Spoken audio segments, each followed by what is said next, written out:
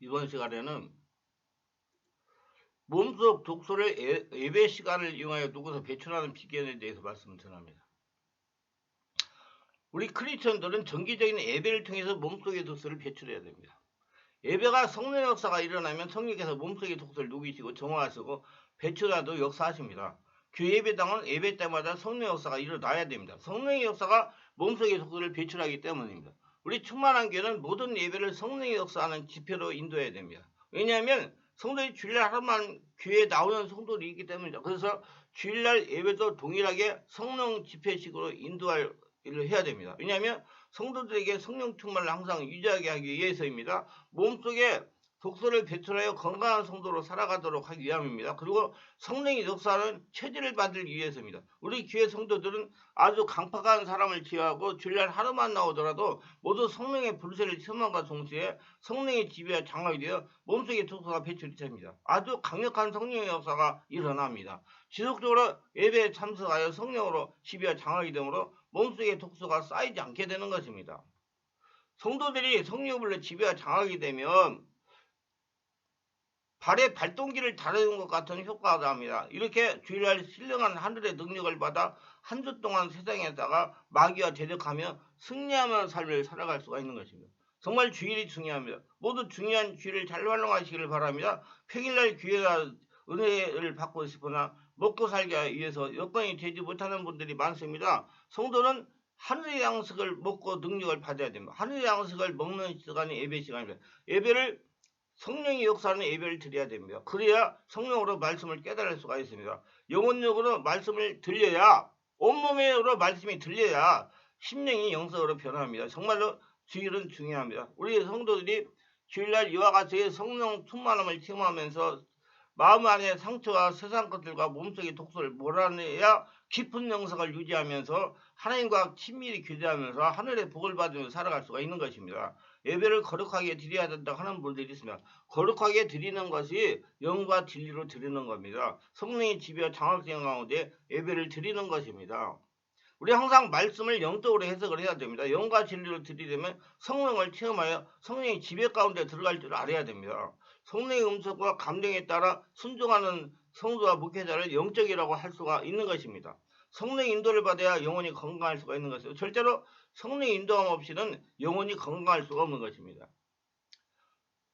그리고 기본이 성령 세례되고 성령의 인도고 지배입니다. 성령으로 영혼이 치유가 되어 건강하게 되는 것입니다. 성령으로 몸속 안에 독소들이 녹아서 배출이 되는 것입니다.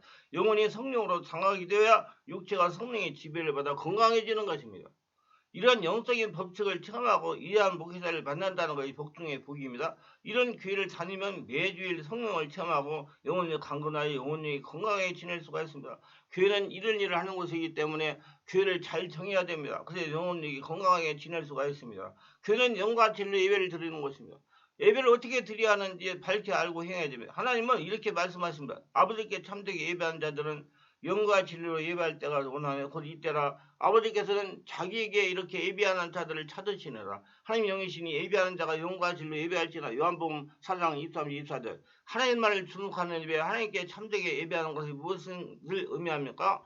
어떻게 드리는 예배를 가리켜 아버지께 참되게 예배하는 겁니까? 아버지께 참되게 예배하는 자는 영으로 예배합니다. 영으로 드리는 예배가 무엇입니까? 우리가 이를 바르게 알기 위해서는 먼저 성경 말씀을 바르게 알아야 됩니다. 원래 헬리아 성경에 보면 24절에서 하나님 영이시니 영으로 예배하라 하는 구절을 영을 가리켜 성령으로 포기했습니다.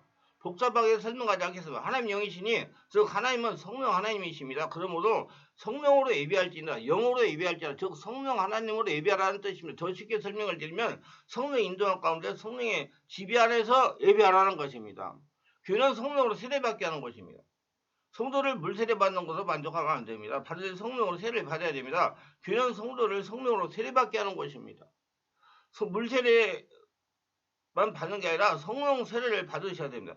성령 세례는 성령 세례 받은 담임 목사를 통해서 전이가 됩니다. 성령 세례를 받은 사람은 자기가 성령 세례를 받았다는 것을 압니다. 성령 세례는 우리가 인식할 수 있는 의식적 체험입니다. 오순절 성령 강림이 있을 때 성령이 각 제자들 각 사람에 임하였습니다. 그리고 제자들은 나가서 복음을 증언하기 시작했습니다. 제자들에게 여러분들은 언제 성령 세례를 받았습니까? 물으면 오순절입니다. 분명히 대답할 겁니다.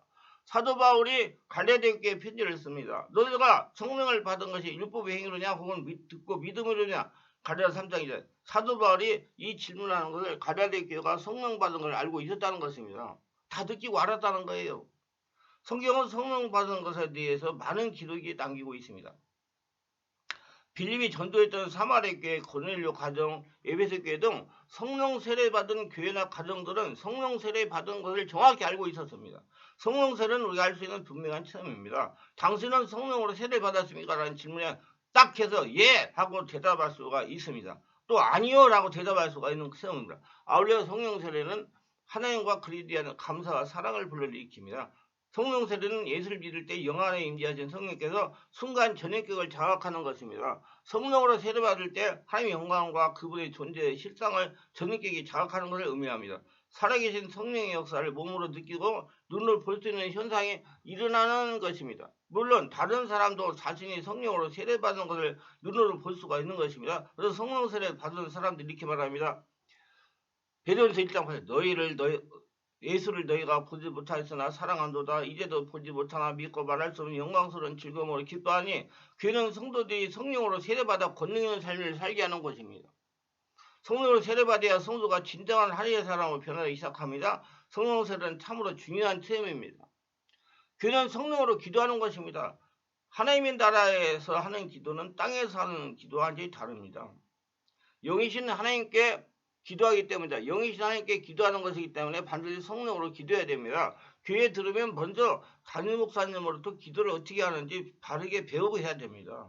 여러분 기도를 배워야 돼요. 세상에서 하던 기도 방식으로 기도하면 하나님이 들으실 수가 없기 때문입니다. 기도는 참으로 중요합니다. 반드시 기도는 성령으로 해야 됩니다. 기도하는 법을 배우고 해야 하는 것입니다. 그래야 중요한 거예요. 그래서 기도는 성령으로 해야 돼요. 기도할 때 여러분 귀신도 오고요. 성령의 역사가 일어납니다. 그다음에 기도는 반드시 성령 안에서 성령으로 해야 됩니다. 교회는 상한 마음을 치유하는 것입니다. 교회 들어와 성령으로 세례를 받으면 성령께서 마음의 상처를 치유하십니다. 마음의 상처가 치유돼야 진정한 영의 사람으로 바뀌기 시작하는 것입니다. 그래야 성령 역사로 몸속의 독소들이 녹아서 배출되기 시작하기 때문입니다. 자아를 부수십니다. 자아가 남아있으면 성령 역사를 방해하고 말씀의 비밀을 깨닫지 못하도록 방해합니다. 혈통의 문제를 해결하십니다. 세상신을 몰아내십니다. 이 모든 영동 활동이 성령 하나님께서 우리들의 마음 성전을 만드시는 일입니다. 우리는 우리 안에 거하시는 하나님과 함께 새로운 삶을 만들어야 됩니다. 수평적인 삶을 만들고 수평적 사회, 사랑의 사회를 만들 수가 있습니다. 그럴 수 있는 능력이 있습니다. 크리스천이 되고 풍성한 삶을 누린다는 것은 이런 관계를 새롭게 창조해 나가는 삶을 살아가는 것입니다. 세상은 수직적 관계입니다. 그러나 우리는 수평적 관계가 되어야 되는 것입니다. 나를 변화시키고 이것을 변화시키는 것이나 이것이 내적 치유예요. 사람들은 많은 칭찬은 쉽게 잊어버리는 반면에 단 한마디에 상처를 주는 비평은 잊지 않고 기억합니다. 자신이 행한 일보다 자신의 인간성에 대해 긍정적 또는 부정적인 말을 훨씬 더 깊게 받아들입니다. 인간성을 깎아내리는 말은 자존감에 심각한 영향을 줍니다. 사람들은 상처를 당할 때 자기의 감정을 억누르 상처를 빨리 싸매버리기 때문에 아무도 눈치채지 못합니다. 그러나 그 상처는 소득을 하지 않기 때문에 공개되고 시간이 흐르면 싸맨 것을 통해서 고름이 새어나오기 시작합니다. 이것이 오래전의 상처가 현대 삶에 영향을 미치는 것입니다. 상처를 받지 않고 살 수는 없지만 치유는 하면서 살 수가 있습니다. 성령 역사로 몸속의 독소를 녹이면서 배출할 수는 있다는 얘기예요. 상처는 일단 받으면 다른 사람에게 상처를 주게 되어 있습니다. 상처의 악순환, 빈곤의 삶이 악순환입니다. 상처를 받지 않을 수 없지만 상처를 치유할 수 있습니다. 상처를 치유해야 이 악순환에서 벗어날 수가 있습니다. 상처 여건에서 벗어날 수가 있게 됩니다. 몸에 독소가 쌓이지 않게 됩니다. 그래서 건강한 사람이 되는 것입니다. 드디어 풍성한 삶을 나갈 수가 있게 됩니다. 상처가 별로 나에게 영향을 주지 않게 되고 남에게도 상처를 주지 않는 부드러운 성품이 되며 상처가 주는 감정에 휩쓸리지 않는 든든한 삶을 살게 됩니다. 말씀과 성령으로 자신의 무의식과 잠재의식에서 상처를 찾아서 의식순을 가지고 나와서 치유해야 배출이 되는 것입니다. 그 독소가 자꾸 녹아서 없어지는 거예요. 자꾸 심령에서 성령 역사를 일으키면 상처, 독소는 치유되게 되어 있습니다. 그러므로 상처 치유만 치중하지 말고 성령으로 충만한 임재 상태에 들어가도록 해야 돼. 노력해야 돼. 그의 나라 그를 가라. 그러면 모든 걸 더하라. 네가 하늘나라 다니는 게 중요하다 이 말입니다. 우리 안에 성전을 성령께서 만드시게 하여 마음의 상처를 치유하시며 자아를 부수십니다. 혈통의 역사는 귀신을 죽게 하십니다. 마음을 열고 받아들여야 됩니다. 교회는 성도의 몸속에 독소를 배출하는 곳입니다. 몸속에 독소가 쌓여서 영혼력에 문제가 생기고 한계의 현실 문제가 있을 때 하나님의 해결법을 알아내려고 주신 것이 바로 기도입니다. 하나님께서 예수 그리스도를 믿는 자들에게 주신 것이 바로 기도입니다. 기도는 하나님의 뜻을 알아내는 중요한 수단입니다. 크리스천 속에 독소가 쌓여서 영혼력에 문제가 생기고 한계의 현실 문제가 발생할 때 하나님의 방법으로 문제를 해결해야 됩니다. 기도는 하나님의 해결 방법을 알아내는 중요한 수단입니다. 기도는 하나님의 지혜와 권능을 받아내는 적극적인 수단입니다. 예수를 믿는 크리스천은 모든 문제를 하나님의 방법으로 해결해야 됩니다. 하나님께 기도하여 알려주시는 방법으로 순종하면 문제가 기적같이 해결됩니다. 문제가 있을 때 성령으로 기도하세요. 어려움을 당할 때 성령으로 기도하세요. 몸이 아플 때 성령으로 기도하세요. 기도는 하나님께 문제 해결 방법을 알아내는 것입니다.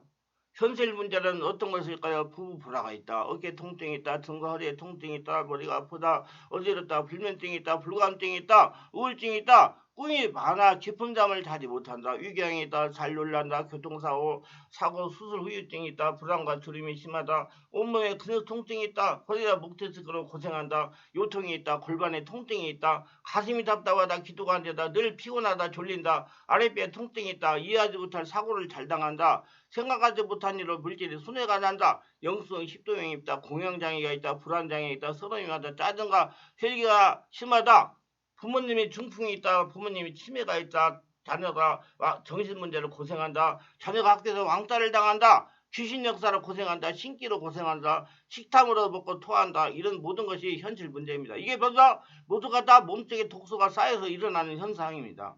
그런데 발휘해야 할 것은 하나님은 성도의 몸속의 독소나 현실 문제를 성령으로 인도하시면서 해결하게 하십니다. 신구약 성경을 자세히 보면 믿음의 사람들은 모두 현실 문제를 하나님께 문의하여 해결하며 믿음의 사람이 되어갔습니다. 교회는 영의 벽을 고치는 곳입니다.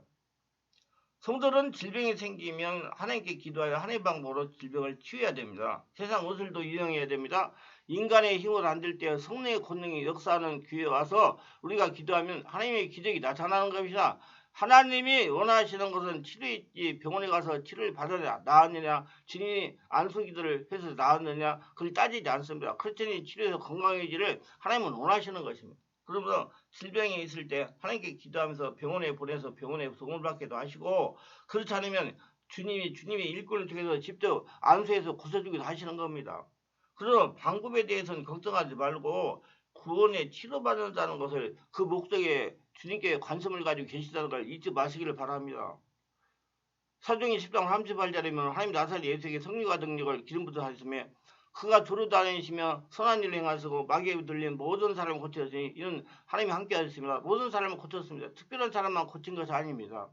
하나님께서 예수님을 보내시며 그가 두루 다니며 모든 사람을 고쳐주었습니다. 크리스천은 한 사람 한 사람이 예수님의 몸이니까 유형교회 와서 기도를 통해서 예수 그리스도의 음성을 듣고 순종하면 불치병도 낫는 것이다. 몸에 쌓이는 독소들이 덩어리가 다 녹아서 배출이 되는 것입니다. 교회에 나와서 예배를 통해서 예수님을 만나면 그 만남은 은혜 속에서 주님이 고쳐주시는 겁니다. 고치는 것은 하나님의 뜻이고 안 고치는 것은 귀신의 뜻인 것입니다. 도적이 오는 도적이라고 죽이고 멸망시키는 것뿐이요 인자가 오는 것은 양으로 생명을 얻게 하되 더 풍성하게 얻게 하려고 오느라. 죽이는 사망의 역사는 귀신이 가져오고 생명의 역사는 하나님의 아들이 가지고 오는 것입니다. 축복을 받는 것은 하나님의 아들이 주시는 것이고 멸망케 하는 것은 원수마귀가 하는 것입니다. 성도님들의 주의를 효과적으로 보내야 몸속의 독소가 사라지지 않습니다. 요즘 세상에 살아가기가 너무 그리 쉽지 않기 때문에 주일 하루밖에 교회에 나오지 못하는 분들이 많기 때문입니다.